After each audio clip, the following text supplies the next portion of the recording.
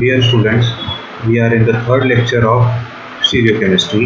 In the first two lectures, what we have seen is we have seen stereochemistry introduction and isomerism.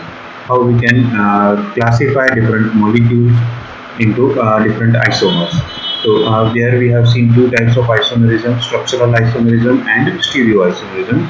And there are different types of structural isomers and different types of stereoisomers. Now we will see about the molecular projections. How a three-dimensional molecule can be projected on a two-dimensional paper so that it reveals all its features in a two-dimensional structure.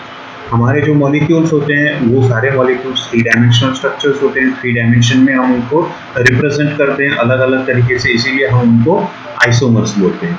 लेकिन हमारे लिए वो three dimensions का जो presentation होता है उसको हम रिटेन ऐसे ही मॉलिक्यूल्स को यहाँ से वहाँ लेकर के नहीं जा सकते हैं या हम उसको दिखा नहीं सकते हैं. ऐसे हमें उनको पेपर पे ड्रॉ करना होता है. सो पेपर पे जब हम ड्रॉ करते हैं तो पेपर हमारा टू डायमेंशन होता है और हमारा मॉलिक्यूल थ्री डायमेंशन में होता है.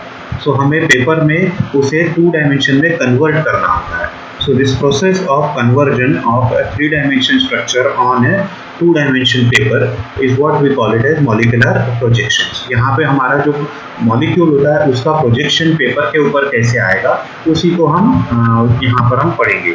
ये हमारे लिए बहुत ज़रूरी होता है क्योंकि जब भी हम रिएक्शन को अंडरस्टैंड करते हैं, जब रिएक्शन का मैकेनिज्म हम पढ़ेंगे नेक्स्ट ईयर में या उसके नेक्स्ट ईयर में, जब आप रिएक्शन का मैकेनिज्म पढ़ोगे कैसे रिएक्शन हो रहा है, तो उसके लिए हमें ये ज़रूरी होता है कि मॉलिक्यूल किस तरह से दिख रहा है. अगर हम मॉलिक्यूल को थ्री डायमेंशन में देख सकेंगे तो हम उसको रिएक्शन कहाँ पर कैसे हो रहा है ये हम वहाँ पे पता कर सकते हैं. वो हमारे लिए विजुअलाइज करना बहुत ईजी हो जाएगा.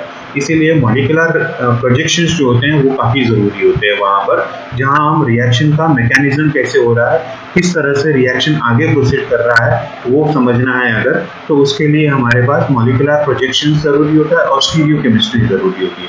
तो इस समय हम इस लेक्चर में हम मॉलिकुलर प्रोजेक्शंस देखेंगे. मॉलिकुलर प्रोजेक्शंस में हम स्टार्ट करते हैं एक कहानी से जो हमने स्कूल के ज़माने में भी देखी थी, blind man and elephant problem. तो ब्लाइंड मैन एंड एलिफेंट में क्या होता है कि कुछ अंधे लोग होते हैं, उनको एलिफेंट कैसा होता है ये डिस्क्राइब करने के लिए दिया जाता है. जिसमें कि एक के पास अगर सपोज यहाँ पर है ये जो आदमी है, इसके पास में पूंछ उसके हाथ में आई है, तो पूंछ के हिसाब से वो बोलता है कि ये रस्सी की तरह होता है एक एलिफेंट. या जिसके पास पैर आया हुआ है, पैर से ऐसे लगता है कि वो ट्री की तरह होता है. जो ऊपर में बैठा हुआ है उसको यहाँ पे हाथी के कान इधर उधर हिल रहे हैं तो हवा आती है, तो उसे लगता है कि पंखे की तरह होता है एलिफेंट. तो जिसको जैसा पार्ट आया है, जो पार्ट एलिफेंट का आया है, उस हिसाब से वो एलिफेंट का अपना प्रोजेक्शन बनाता है, अपना एक जरिया बताता है कि ये एलिफेंट किस तरह से दिख रहा होगा, वो अपना एक प्रोजेक्शन वहाँ पर देता है. इसी तरह से जब हम मॉलिक्यूल को करते हैं तो मॉलिक्यूल को हम जब प्रोजेक्ट करते हैं तो हम वहाँ पर भी वैसे ही देखेंगे, जैसा हमारा प्रॉब्लम उस हिसाब से हम उस मॉलिक्यूल को देखने की कोशिश करेंगे. मॉलिक्यूल का जो होता है, अगर सपोज कि हमारे ऑर्गेनिक मॉलिक्यूल्स होते हैं तो ये कार्बन और ये कार्बन, ये पेन के दोनों एंड्स में एक एक कार्बन है जो कि बॉन्डेड है इस पर्टिकुलर पेन के एक बॉन्ड से, और यहाँ पर कार्बन के अलग अलग दूसरे सब्स्टिट्यूएंट्स रहेंगे. हर कार्बन पे 4 सब्स्टिट्यूएंट्स रहेंगे. इस कार्बन पे ये एक सब्स्टिट्यूएंट, ये कार्बन हो गया, बाकी के 3 यहाँ पर दूसरे सब्स्टिट्यूएंट. वैसे ही इस कार्बन को भी 3 दूसरे सब्स्टिट्यूएंट्स होंगे. सो इस कार्बन को हम अलग अलग वे से देख सकते हैं. एक होता है कि ये ऐसे हम देखें जिसमें कि वर्टिकल लाइन में कार्बन कार्बन का बॉन्ड दिखेगा. दूसरा होता है कि हम ऐसे देख सकते हैं जिसमें कि ये पार्ट आपकी तरफ दिखता है थोड़ा सा और ये कार्बन थोड़ा सा पीछे की तरफ में दिखता है. तो ये कार्बन थोड़ा सा पीछे जाएगा, ये कार्बन थोड़ा अपनी तरफ आएगा. तो ये एक प्रोजेक्शन हुआ. दूसरा प्रोजेक्शन हमारा ऐसे होता है और तीसरा प्रोजेक्शन होता है इस तरफ से. यहाँ पे क्या हुआ है कि तीसरे प्रोजेक्शन में कि हमारा जो ये कार्बन कार्बन बॉन्ड है, इस कार्बन कार्बन बॉन्ड के एकदम स्ट्रेट में हम लाइन में देख रहे हैं, जिससे कि हमें ये बॉन्ड बिल्कुल नहीं दिखता है. वहाँ पर बॉन्ड दिखता नहीं है, लेकिन हमारा ये कार्बन दिखता है, ये कार्बन नहीं दिखता है. बट इसके आजू बाजू में जो इनके सब्स्टिट्यूएंट्स हैं, वो सब्स्टिट्यूएंट जब बाहर आएंगे तो वो बाहर आते हैं तो वो सब्स्टिट्यूएंट्स हमें दिखेंगे, ये कार्बन नहीं दिखेगा हमें, इस कार्बन के पीछे है इसकी वजह से. तो ये अलग अलग टाइप के प्रोजेक्शंस होते हैं जिससे कि हम मॉलिक्यूल्स को हम देख सकते हैं. तो यहाँ पर हम इसी टाइप से कुछ प्रोजेक्शन देखने की कोशिश करेंगे। इसमें हम 4 टाइप के देखेंगे। एक होगा कि फ्लाइंग वेज, सेकेंड होगा Fischer projection, third is sawhorse projection and fourth is Newman projection. इस लेक्चर में हम ये 4 टाइप के प्रोजेक्शंस देखने की कोशिश करेंगे और फिर हम नेक्स्ट लेक्चर में इसका इंटर कन्वर्जन हम कैसे कर सकते हैं, फिशर से सॉहर्स में हम कैसे कन्वर्ट कर सकते हैं, या फिशर से न्यूमैन में हम कैसे कन्वर्ट कर सकते हैं, या सॉहर से न्यूमैन में हम कैसे कन्वर्ट कर सकते हैं, तो ये हम नेक्स्ट लेक्चर में देखेंगे। लेकिन इसमें हम पहले देखते हैं फ्लाइंग वेज। लेकिन इसमें फ्लाइंग वेज और फिशर, सॉहर से न्यूमैन को देखने के लिए हम कुछ एग्जांपल्स लेंगे। फॉर एग्जांपल हम लेंगे ब्यूटेन 1,3 डायोल और 2,3 डाइहाइड्रोक्सी प्रोपेनॉल, जिसको हम बोलते हैं ग्लिसरॉल। तो ग्लिसरॉल मॉलिक्यूल जिसमें 3 कार्बन है एक चेन में, और ब्यूटेन 1,3 डायोल में 4 कार्बन है एक चेन में, जिसमें कि हम ये 2 कार्बन कार्बन बॉन्ड को हम बीच में देख सकते हैं। यहाँ पर वैसा थोड़ा कम दिखेगा, लेकिन यहाँ पर हमें वो कार्बन कार्बन का बॉन्ड इजीली दिख सकता है। इस कार्बन पे ये 3 सब्स्टिट्यूएंट्स, इस कार्बन पे ये 3 अलग सब्स्टिट्यूएंट्स, वैसे यहाँ पे ये कार्बन पे ये चारों अलग अलग सब्स्टिट्यूएंट्स आएंगे। तो इसको हम देख करके अलग अलग प्रोजेक्शंस करने की कोशिश करेंगे इस पर्टिकुलर लेक्चर में। पहले हम देखते हैं flying wedge. Flying wedge formula में क्या होता है कि जैसे कि कार्बन हमारा है, हम उस कार्बन को बोलते हैं टेट्राहेड्रल कार्बन है। सो टेट्राहेड्रल कार्बन की वजह से क्या होता है कि this is having, as it is a tetrahedral carbon, so it will have an angle of 109 degrees 28 minutes.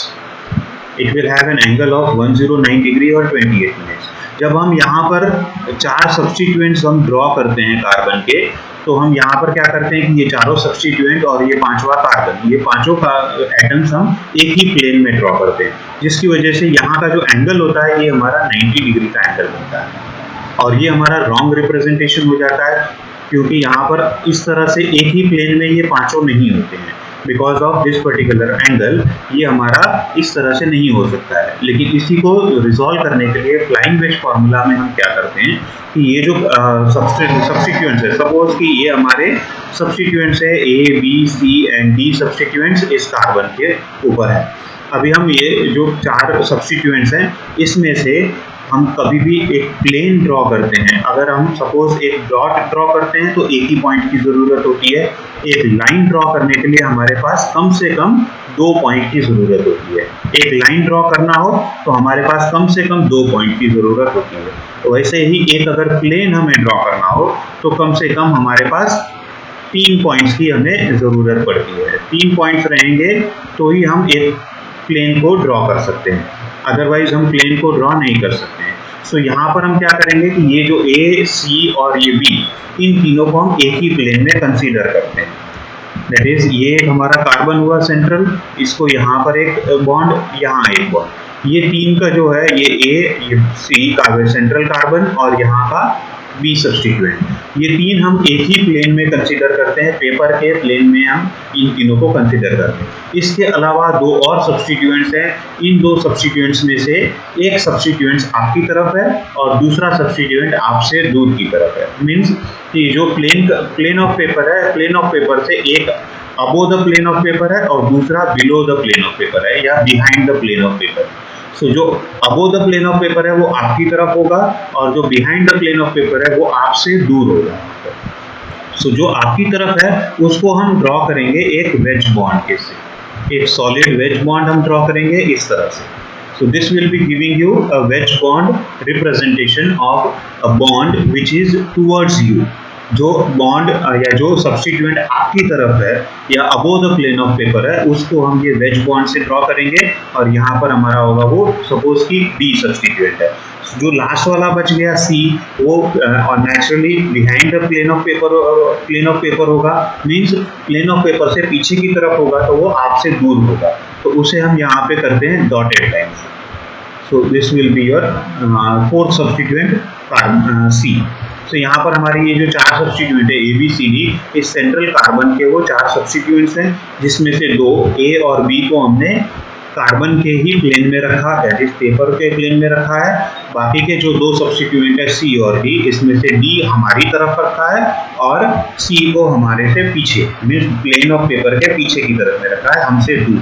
सो ये हमारा रिप्रेजेंटेशन हुआ प्लेन ऑफ पेपर का, मीन्स 3 डायमेंशन का हमारा जो फिगर था उसको हमने यहाँ पे 2 डायमेंशन में रिप्रेजेंट किया, प्लस यहाँ पे इंफॉर्मेशन हमने बचा के रखी कि कौन सा बॉन्ड या कौन सा सब्स्टिट्यूएंट हमसे दूर है और कौन सा सब्स्टिट्यूएंट हमारे पास है, जिससे कि 3 डायमेंशन का जो इंफॉर्मेशन था वो हमने यहाँ पे पूरा रिप्रेजेंट किया।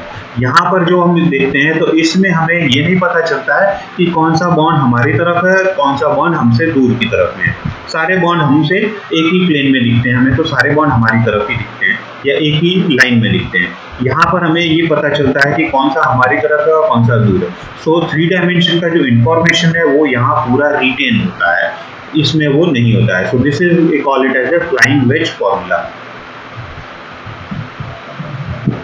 This we call it as a flying wedge formula. यहाँ पे हमारा एक वेज बॉन्ड होता है, दिस सी और डी के बीच का है, ये सॉलिड वेज बॉन्ड है, और ये डॉटेड वेज बॉन्ड है या ब्रोकन वेज बॉन्ड हम बोलते हैं या डॉटेड बॉन्ड भी बोलते हैं। So this is flying wedge formula or flying wedge projection. Simple example हम इसका ले सकते हैं ग्लिसरॉल्डिहाइड का। ग्लिसरॉल्डिहाइड का हमारा मॉलिक्यूल है एक CHO ग्रुप, बीच में यहाँ एक कार्बन, यहाँ OH, H और CH2OH। सो हमारे पास 4 सब्स्टिट्यूएंट्स हैं। हमने पहला एक सेंट्रल कार्बन हमने ड्रॉ किया, इस कार्बन को हमने यहाँ पर एक CHO ड्रॉ कर दिया, और सपोज कि जो नीचे का जो कार्बन है CH2OH उसको हम यहाँ पे एक ही प्लेन में ड्रॉ करते हैं, दैट इज CHO और CH2OH दो हमारे, ये जो CHO और CH2OH है ये दोनों सेम प्लेन ऑफ पेपर में है कार्बन के साथ। अभी जो बचे दो है OH और H, इनको हमें यहाँ पे ड्रॉ करना है। सपोज कि हमारा OH जो ग्रुप है, that OH group is like this towards us, so this will be our OH group, और H जो है लास्ट का बचा हुआ वो सपोज कि प्लेन ऑफ पेपर के पीछे की तरफ में, तो हमसे दूर है। So this will be our representation, flying wedge representation of a molecule. This is having the advantages of its own कि यहाँ पर हम simple way से हम 3 डायमेंशन को 2 डायमेंशन में कर सकते हैं, इजीली हम यहाँ पर रिप्रेजेंट कर सकते हैं, 2 डायमेंशन में हम इजीली रिप्रेजेंट इनको कर सकते हैं। That is our flying wedge formula. Flying wedge formula निकालने के लिए जो होते हैं पॉइंट्स, हमें जिसको ध्यान में रखना है in order to represent a molecule into a flying wedge formula, following points needs to be considered.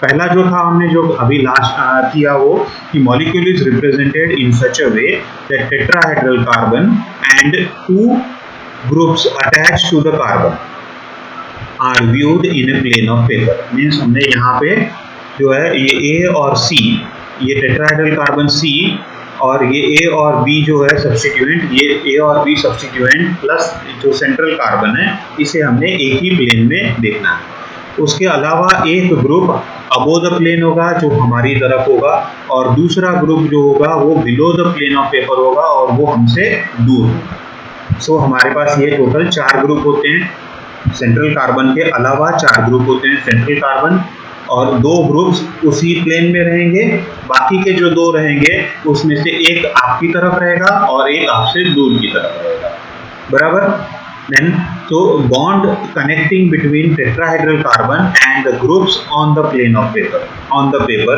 are represented by a solid line, that is ordinary line.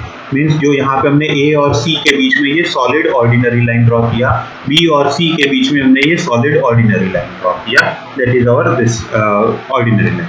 Point number 3 is the bond connecting tetrahedral carbon atom with group above the plane of paper towards viewer is represented by a solid wedge line.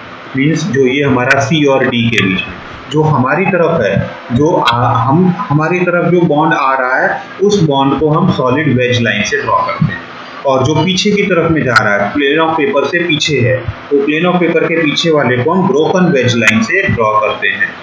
So that will be drawn as a broken wedge line. So this will be our point number 4. So broken wedge line में हमारा वो that will be 4th bond हम draw करेंगे broken wedge line की तरफ, और we also call it as a dotted bond. So यहाँ पे हमने वो draw किया था, ये dotted bond for CC bond that we have drawn it as a dotted bond. Glyceraldehyde में भी हमने उसी तरह से किया था, CHO और CH2OH एक ही प्लेन में, सो ऑर्डिनरी लाइन से हमने बॉन्ड बनाए। OH ग्रुप हमारी तरफ है इसलिए हमने इसे सॉलिड वेज लाइन से किया, और H हमसे दूर है इसलिए हमने इसे डॉटेड बॉन्ड या ब्रोकन वेज लाइन से ड्रॉ किया। This is how we draw flying wedge formula. Second is Fisher projections. Fisher projections were developed by Fisher, and so its name is behind with the scientist Fisher, ML Fisher. इन्होंने draw किया। ML Fisher ने carbohydrates पे बहुत काम किया हुआ है। सो उन्होंने जब कार्बोहाइड्रेट्स पे काम किया था तब कार्बोहाइड्रेट मॉलिक्यूल्स को रिप्रेजेंट करना है प्लेन ऑफ पेपर में, तो उन्होंने अपना एक फॉर्मूला निकाला था, डिवाइस किया था, एंड उसी फॉर्मूला को हम बोलते हैं फिशर प्रोजेक्शन फॉर्मूला। ये जनरली कार्बोहाइड्रेट्स के लिए बहुत अच्छे से काम करता है और बाकी सब के लिए भी ये काम आता है। So it is not necessarily कि ओनली फॉर कार्बोहाइड्रेट, दूसरों के लिए भी ये इजीली काम में आता है। इसमें क्या होता है कि suppose we have a carbon carbon chain. इसमें suppose we have CH3 CHOH CHOH and CH3, that is our 2,3-butane diol। 2,3-butane diol जो है मॉलिक्यूल, इसमें ये जो सेकेंड और थर्ड कार्बन है ये हम यहाँ पे ड्रॉ कर रहे हैं, सेकेंड और थर्ड कार्बन को, और यहाँ पर एक बॉन्ड होगा, यहाँ एक बॉन्ड होगा, this is our first carbon that is CH3, यहाँ पे हमारा फोर्थ कार्बन होगा CH3, यहाँ हमारे बाकी के दो कार्बन बच गए। इसमें क्या होता है कि according to Fischer molecular projection, जो वर्टिकल बॉन्ड्स होते हैं वो वर्टिकल बॉन्ड्स हमेशा प्लेन ऑफ पेपर से पीछे की तरफ में होते हैं। जैसे कि हम यहाँ पे अगर ग्लिसरॉल्डिहाइड का मॉलिक्यूल का लेंगे तो यहाँ पे हमारा एक CHO ग्रुप होगा, यहाँ हमारा एक CH2OH ग्रुप होगा, here let us say H and this side we have a OH। सो यहाँ पर जो ये वर्टिकल है अल्डिहाइड ग्रुप और एक CH2OH, ये हमारे वर्टिकल बॉन्ड्स हुए, कार्बन से ये दोनों वर्टिकल बॉन्ड्स में हुए। तो according to Fischer projection formula ये CHO और CH2OH दोनों ही प्लेन ऑफ पेपर से पीछे की तरफ है, सिर्फ आपसे दूर की तरफ दूर है वो, और जो ये हॉरिजॉन्टल बॉन्ड्स जो है H और OH के वो आपकी तरफ में आते हैं। So this will be your horizontal bonds and this will be your vertical bonds।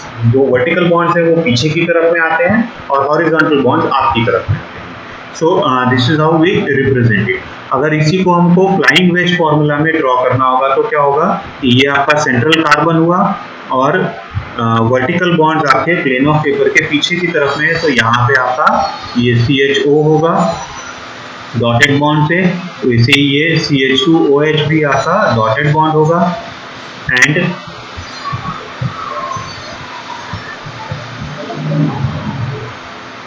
ये H और ये OH। इसमें एक ही कार्बन जो सेंट्रल कार्बन है बस वही प्लेन ऑफ पेपर में रहता है, बाकी के सारे आइदर टुवर्ड्स यू और अवे फ्रॉम यू।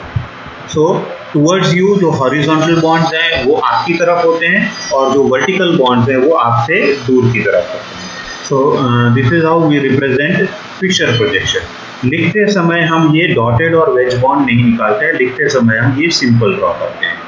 ये आपका एक कार्बन का हुआ, दो कार्बन का हुआ, यहाँ पर बीच में सेंट्रल बॉन्ड, यानी ये 3 कार्बन का हमारा मॉलिक्यूल हुआ। 4 कार्बन का मॉलिक्यूल भी ड्रॉ करना हो तो it becomes very easy for us to draw it. यहाँ पे क्या होता है कि ये जो वर्टिकल बॉन्ड्स हैं ये हमारे से पीछे की तरफ है और हॉरिजॉन्टल बॉन्ड्स है वो सारे हमारी तरफ आते हैं। लेकिन इसका एक प्रॉब्लम आता है कि यहाँ पर जो 3 कार्बन के होते हैं तो हमें ये कार्बन पीछे की तरफ में जाता है, ये कार्बन भी पीछे की तरफ में जाता है। अगर हम ये 4 बॉन्ड का निकालते हैं तो ये कार्बन पीछे की तरफ में, विथ रिस्पेक्ट टू दिस ये कार्बन भी पीछे की तरफ में, not in the same group.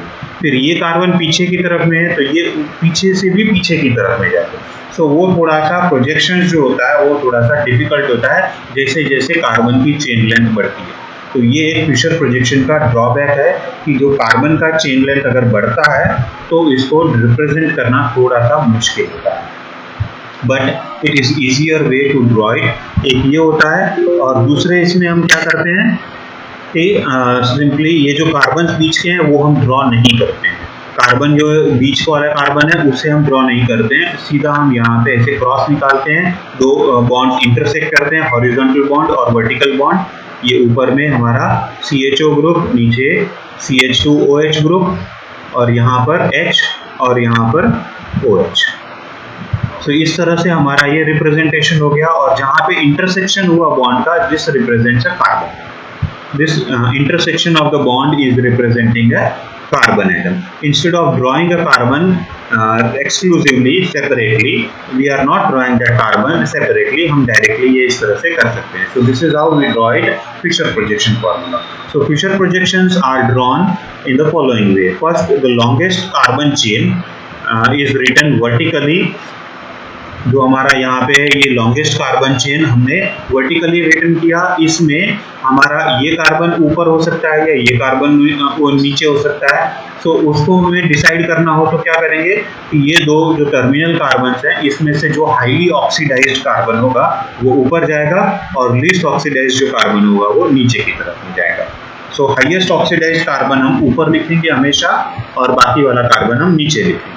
So this will be the longest carbon chain is written vertically with highly oxidized carbon at the top and the least oxidized carbon at the bottom. Second point, the vertical bond projects behind the plane of paper and away from the viewer. ये जो हमारे vertical bonds हैं ये हमारे plane के पीछे की तरफ में हैं, और जो हॉरिजॉन्टल बॉन्ड्स हैं वो प्लेन के आगे की तरफ में। प्लेन से आगे की तरफ में है तो वो हमारी तरफ है, और प्लेन के पीछे की तरफ में है तो वो प्लेन हमारे से दूर की तरफ है। Horizontal bonds are projects above the plane of paper and towards the viewer, means हमारी तरफ में। The intersection of horizontal and vertical lines represents carbon atom. Means ये जो है intersection of vertical and horizontal lines represents a carbon atoms. Drawbacks of Fisher projection is Fisher projection always represents an eclipsed conformation. ये क्या होता है ये हम थोड़ी देर में देखेंगे। नेक्स्ट लेक्चर में हम देखेंगे कि eclipsed conformation क्या होता है। Then we have the carbon chain longer than 2 carbons cannot remain in one plane. Means यहाँ पे जो ये है लॉन्गर देन 2 कार्बन, यहाँ पे जो हुआ ये कार्बन पीछे की तरफ है, ये प्लेन में है, ये पीछे की तरफ में है, ये पीछे से भी पीछे की तरफ में जाएगा। So it will be little bit difficult to represent that in a 3 dimension. That is why this will be the drawback for Fisher projections. Then third we have is Sawhorse projections. Fischer projection में हमने क्या किया कि ये जो carbon है ये 1,2,3 diol जो है ब्यूटेन डायोल, इसमें ब्यूटेन 2,3 डायोल में हमने ये 4 कार्बन जो है वो 4 कार्बन ऐसे वर्टिकल लाइन में ड्रॉ किए। फिशर प्रोजेक्शन में हमेशा लॉन्गेस्ट कार्बन चेन को हम वर्टिकल बॉन्ड में ड्रॉ करते हैं, जिसमें कि हाईएस्ट ऑक्सीडाइज्ड कार्बन ऊपर जाता है, लीस्ट ऑक्सीडाइज्ड कार्बन नीचे आता है। तो सॉहॉर्स में क्या करते हैं हम कि ये जो देखने का तरीका है जो फिशर प्रोजेक्शन का, ये कार्बन कार्बन चेन जो है वर्टिकली हम देखते हैं, इसकी जगह पे वर्टिकली देखने की जगह पे हम यहाँ पे ऐसे देखते हैं। ये जो वर्टिकल है वो वर्टिकल को थोड़ा सा टिल्ट करके इस तरह से देखते हैं। इस तरह से देखने का मीन्स जो हमारा लेफ्ट साइड जो आता है वो लेफ्ट साइड हमारी तरफ होता है, और जो राइट साइड है वो हमसे दूर की तरफ जाता है। जो राइट साइड में कार्बन आता है वो हमसे दूर की तरफ जाता है, और जो लेफ्ट साइड वाला कार्बन है वो हमारी तरफ में आता है। तो ये देखने का तरीका सिर्फ चेंज है। फिशर का इस तरह से तरीका था, सॉहॉर्स का इस तरह से तरीका है। तो जो फिशर में इस तरह से तरीका था, जो उसका जो यहाँ पे जो सब्स्टिट्यूएंट्स थे, 3 सब्स्टिट्यूएंट्स रहेंगे कार्बन के, चौथा ये कार्बन है यहाँ पे, और बाकी के 3 सब्स्टिट्यूएंट्स यहाँ रहेंगे। कार्बन के टोटल 4 सब्स्टिट्यूएंट्स होते हैं, उसमें एक यहाँ गया और बाकी के 3 सब्स्टिट्यूएंट्स यहाँ पे ऊपर रहेंगे। वैसे ही इस कार्बन की भी एक ये सब्स्टिट्यूएंट हुआ, बाकी के 3 यहाँ पे नीचे रहेंगे। तो उनको हम रिप्रेजेंट कर सकते हैं। फॉर एग्जाम्पल कि यहाँ पर ये हमारा रिप्रेजेंटेशन हुआ कार्बन कार्बन का chain. This is our carbon carbon chain जो हमने वर्टिकल ड्रॉ किया था फिशर प्रोजेक्शन में। यहाँ पे हम उसको थोड़ा सा टिल्ट करके ड्रॉ करते हैं। ये कार्बन हमारा लेफ्ट साइड वाला हमारी तरफ है, ये राइट साइड वाला हमसे दूर की तरफ में जा रहा है। तो यहाँ के जो 3 सब्स्टिट्यूएंट्स हैं उसमें से 3 सब्स्टिट्यूएंट्स को हम एक को यहाँ ड्रॉ कर सकते हैं, दैट इज यहाँ पे नीचे, और एक यहाँ पे ऊपर आएगा और दूसरा यहाँ पे ऊपर आएगा। यहाँ पर भी हमारा वैसे ही होगा, ये एक हमारा सब्स्टिट्यूएंट हुआ, ये दूसरा सब्स्टिट्यूएंट हुआ, ये तीसरा सब्स्टिट्यूएंट हुआ। सो ऐसे हमारे 3 सब्स्टिट्यूएंट्स हो गए हमारे आगे के बॉन्ड के, और 3 सब्स्टिट्यूएंट्स हुए हमारे पीछे के बॉन्ड के। यहाँ पे हम सभी बॉन्ड्स को सॉलिड लाइन से ड्रॉ कर रहे हैं और ऑर्डिनरी लाइन से ड्रॉ कर रहे हैं। इसमें कोई वेज या डॉटेड बॉन्ड्स नहीं है, ओनली सॉलिड लाइंस ही हम ड्रॉ कर रहे हैं, no wedge and dotted bonds. So ये मॉलिक्यूलर प्रोजेक्शन जो फिशर है, सॉहॉर्स्ट है और न्यूमैन है, इन तीनों में हम सॉलिड लाइंस ही ड्रॉ करते हैं, ऑर्डिनरी लाइंस। कोई वेज या डॉटेड लाइंस नहीं होती है। क्लाइन वेज में ही सिर्फ डॉटेड और वेज लाइंस होती है। तो यहाँ पर ये जो होता है, सपोज कि हम हमारा एग्जांपल हम वही रखते हैं, ब्यूटेनडायोल, जिसमें हाइड्रोजन्स हमारे राइट हैंड साइड में है और हाइड्रोक्सिल ग्रुप्स हमारे दोनों ही लेफ्ट हैंड साइड में है। सो हमारा जब ये मॉलिक्यूल हम अब ऊपर उठाएंगे, मीन्स ये जो मॉलिक्यूल है ये इस तरह से मॉलिक्यूल है, इस मॉलिक्यूल को हमें ऐसे करना है। तो ये जो मॉलिक्यूल है इसको ऐसे करना है हमारा, तो क्या होगा कि ये जो मॉलिक्यूल है इसको ऐसे कर सकते हो या ऐसे कर सकते हो। Suppose we take it like this.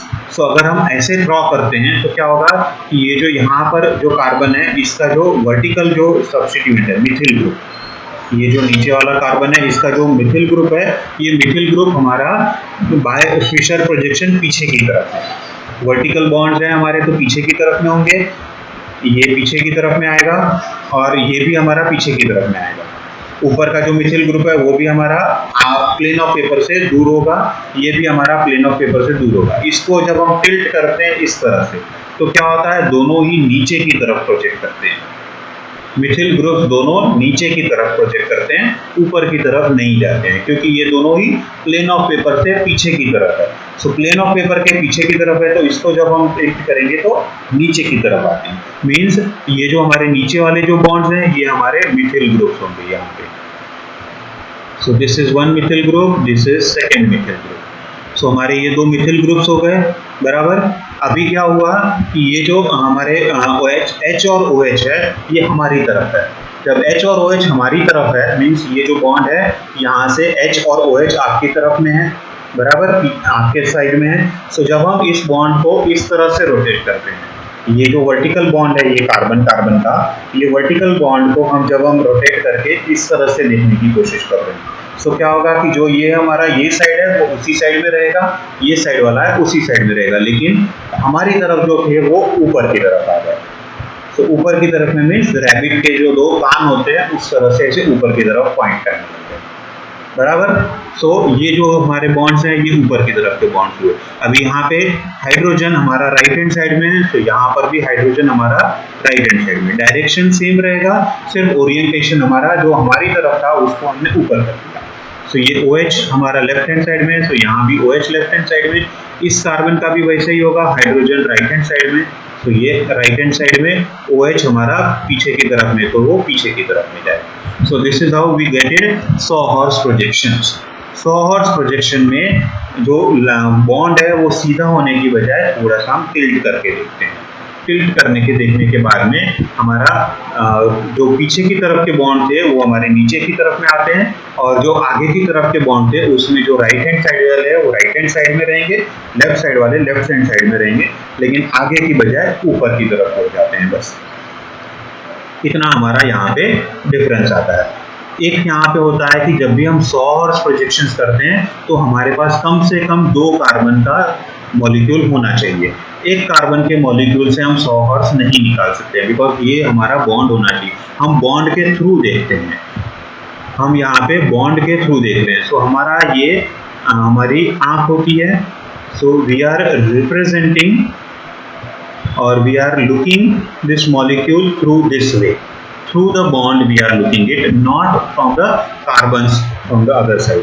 यहाँ पे हम through the bond we are looking it, so our bond is a major, वो bond हमारा कार्बन कार्बन का बॉन्ड होना चाहिए, इसलिए हमारे पास 2 कार्बन एटम्स होने चाहिए एक मॉलिक्यूल में। एक कार्बन से वो नहीं हो पाएगा हमारा। यहाँ पे फिशर प्रोजेक्शन एक कार्बन से भी होता है और 2 कार्बन से भी होता है। सॉहॉर्स हमें मिनिमम 2 कार्बन लगते हैं, न्यूमैन में भी हमारे पास मिनिमम 2 कार्बन लगते हैं। For Sauer's projection, it requires at least 2 carbon atoms in the molecule.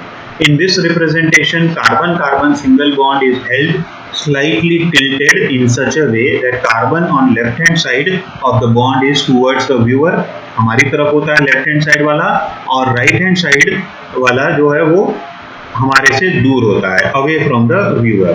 The substituents on each carbon are shown by ordinary solid lines. They are not shown by wedge line or dotted bonds. They are shown by ordinary lines only. So this is what the Sauer's projection formula is.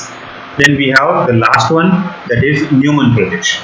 Neumann projection में क्या होता है? सॉहर हमने Fisher में देखा कि जो carbon carbon bond है वो वर्टिकल होता है। सॉहर्स में हमने उसको थोड़ा सा टिल्ट करके देखा इस तरह से। न्यूमन प्रोजेक्शन में हम क्या करेंगे, ना तो हम वर्टिकल देखेंगे ना ही हम टिल्टेड देखेंगे, हम डायरेक्टली बॉन्ड को देखेंगे, कार्बन कार्बन के बॉन्ड में देखेंगे हम डायरेक्टली। सो उसमें हम सीधा यहाँ से देखेंगे, आपकी तरफ से देखेंगे तो ये कार्बन आपको दिखेगा, पीछे वाला कार्बन आपको नहीं दिखेगा, बिकॉज ये सीधा सीधा आता है। सो सीधे सीधे में पीछे वाला कार्बन आगे वाले कार्बन के एग्जैक्टली पीछे आता है और वो वहां पे छुप जाता है। सो ये जो बॉन्ड है, ये बॉन्ड हमें नहीं दिखता है, लेकिन आगे के कार्बन के जो 3 सब्स्टिट्यूएंट्स हैं तो वो हमें दिखेंगे।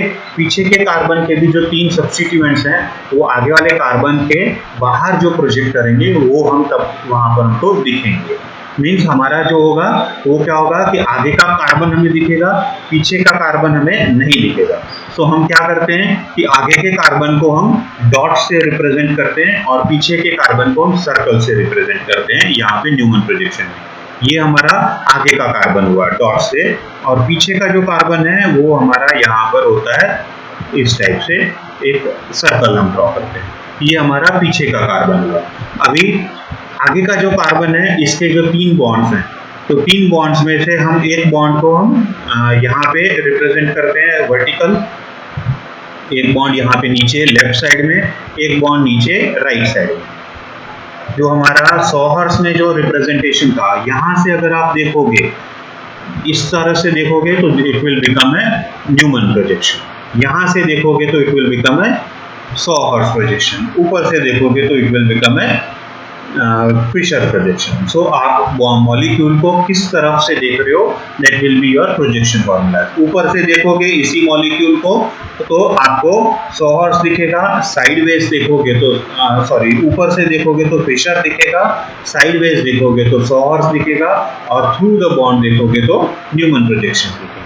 सो थ्रू द बॉन्ड जब हम देखते हैं तो ये आपका फ्रंट कार्बन हुआ, इसे हम डॉट से रिप्रेजेंट करते हैं। ये आपके प्रोजेक्शंस हुए सब्स्टिट्यूएंट्स के, ये आपका पीछे का, ये आपके सब्स्टिट्यूएंट्स पीछे के दिखेंगे, बाकी आपको पीछे का कार्बन नहीं दिखेगा।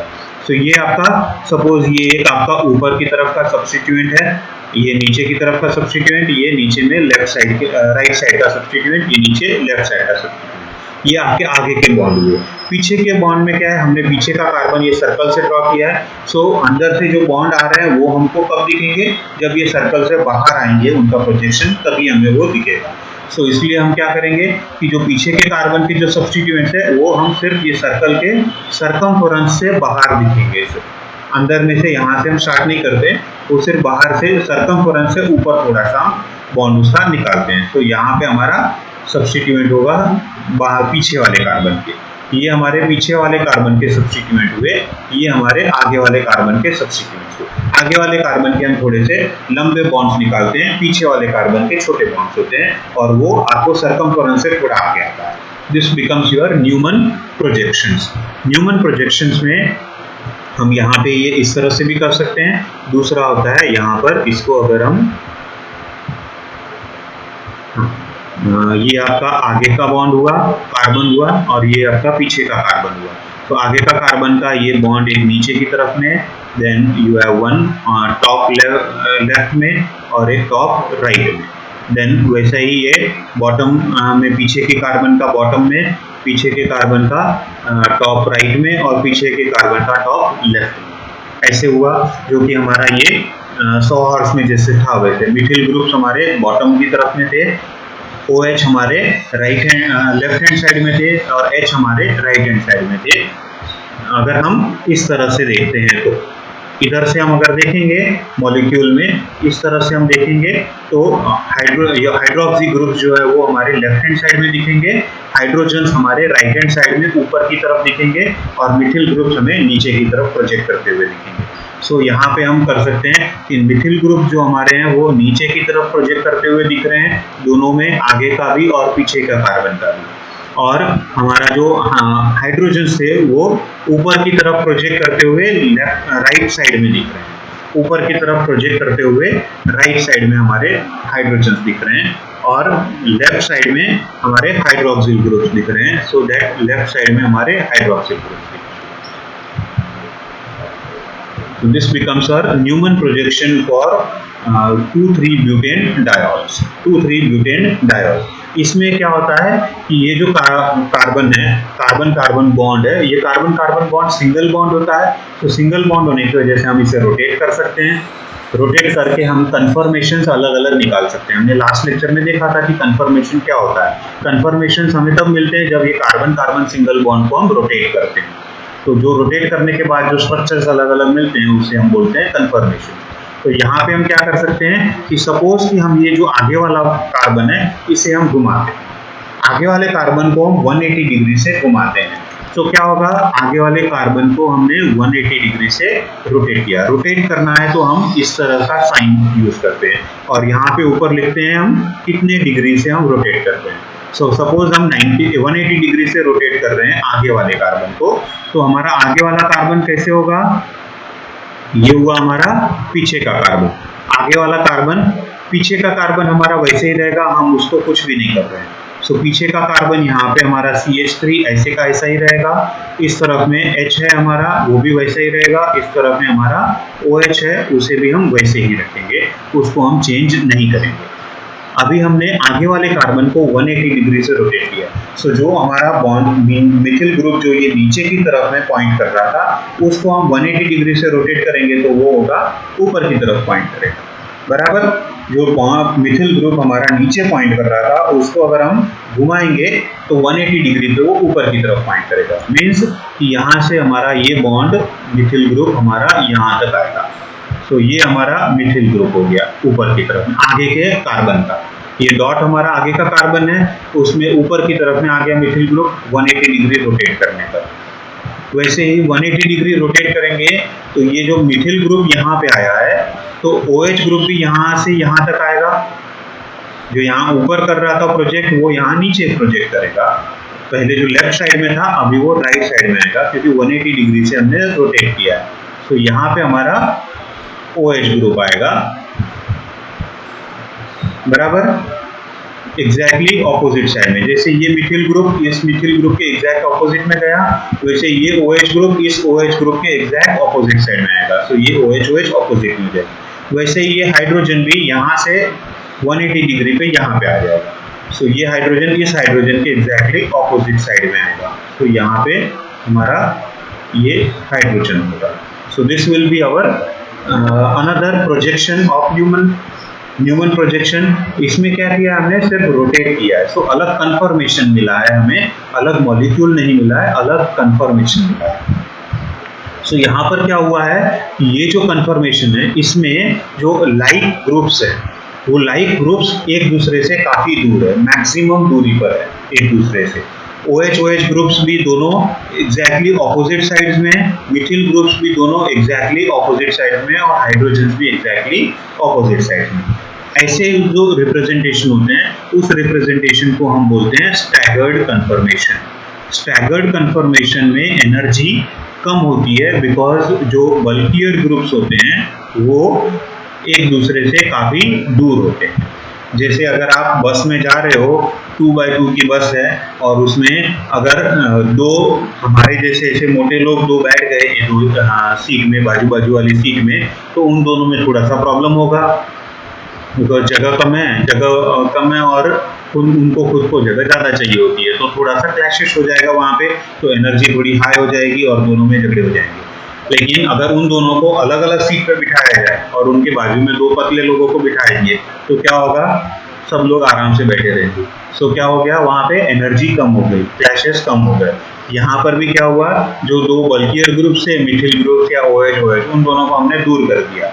तो इसकी वजह से मॉलिक्यूल का एनर्जी कम हो गया। मॉलिक्यूल का एनर्जी कम हो गया मीन्स वो हमारा जो हुआ कन्फर्मेशन, उसको हम बोलते हैं स्टैगर्ड कन्फर्मेशन। स्टैगर्ड कन्फर्मेशन में मॉलिक्यूल का एनर्जी हमेशा कम होता है। और दूसरा होता है एक्लिप्स कन्फर्मेशन। एक्लिप्स कन्फर्मेशन में क्या होता है कि जो मॉलिक्यूल्स होते हैं, लाइक ग्रुप्स जो होते हैं, मॉलिक्यूल में जो सब्स्टिट्यूएंट्स होते हैं, वो सब्स्टिट्यूएंट्स दोनों एक ही तरफ में पॉइंट करते हैं। तो दिस वे या ऐसे, जहाँ कहीं भी हो दोनों साथ में जाते हैं।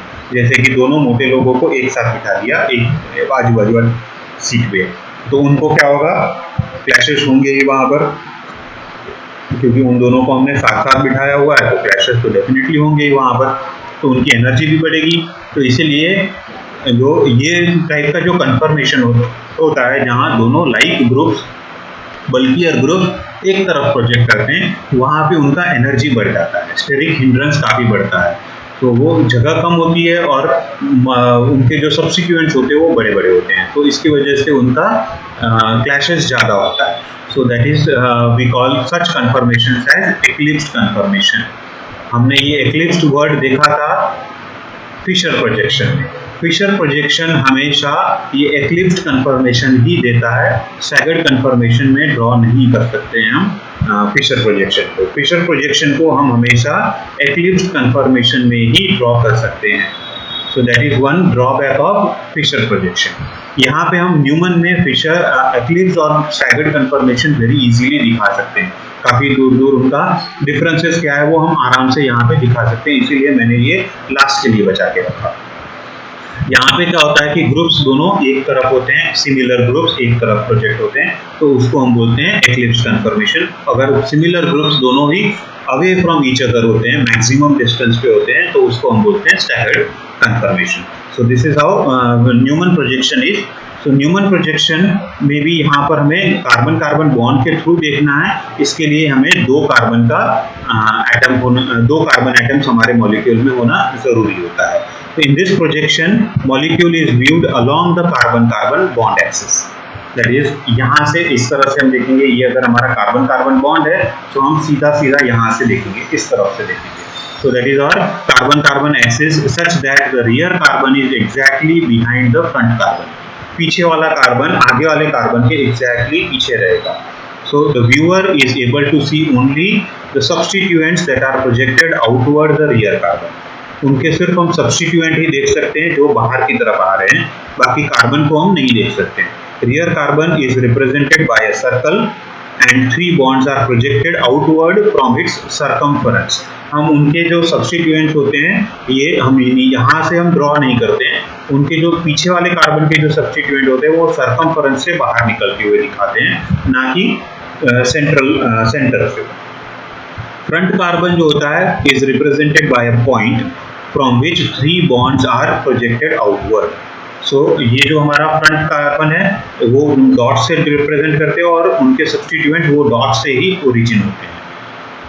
Central carbon bond is not visible in this representation. This is also a drawback कि सेंट्रल जो कार्बन कार्बन बॉन्ड है, ये कार्बन कार्बन बॉन्ड यहाँ पे हमें नहीं दिखाई देता है। सो अगर रिएक्शन हो रहा हो यहाँ पर इस कार्बन कार्बन बॉन्ड पे, तो वो हमें नहीं दिखता है। अगर रिएक्शन यहाँ हो रहा हो या यहाँ पे हो रहा हो तो हमको दिखेगा, लेकिन यहाँ बीच में होता है तो नहीं दिखेगा, क्योंकि हम इस तरह से देख रहे हैं। तो रिएक्शन यहाँ आकर हो गया, पता नहीं चला हमें कि किस तरह से दिखा है। तो यहाँ पे होगा तो दिखेगा, यहाँ पे होगा तो भी दिखेगा, सब्स्टिट्यूएंट्स के ऊपर रहेगा तो, लेकिन यहाँ पे अगर होता है तो हमें वो नजर नहीं आता है। So that is one drawback of this Newman projection. So this is what the friends we have molecular projections. Next lecture में हम देखेंगे कि सॉ हॉर्स को न्यूमन में कैसे कन्वर्ट करते हैं, न्यूमन को फिशर में कैसे कन्वर्ट करते हैं, फिशर को सॉ हॉर्स में कैसे कन्वर्ट करते हैं, इनका इंटरमिंगलिंग हम कैसे करते हैं वो हम देखेंगे। फ्लाइंग वेज को हम इधर उधर नहीं करेंगे। Flying wedge was just for representation कि वो किस तरह से हम रिप्रेजेंट कर सकते हैं। बाकी जो मॉलिक्यूलर प्रोजेक्शंस हैं वो है Fischer molecular projection, sawhorse and Newman projection formula. These three are the molecular projections that we will be studying it in this particular chapter in a little bit detailed ones. सो यहाँ पे अगर कोई doubt हो तो आप बताइए। अगर ये लेक्चर आपको अच्छा लगा तो लाइक करिए, और कुछ भी डाउट्स हो तो कमेंट करिए, share it with your friends, and also subscribe the channel so that you will get the complete all updates regarding this channels. Okay, thank you very much.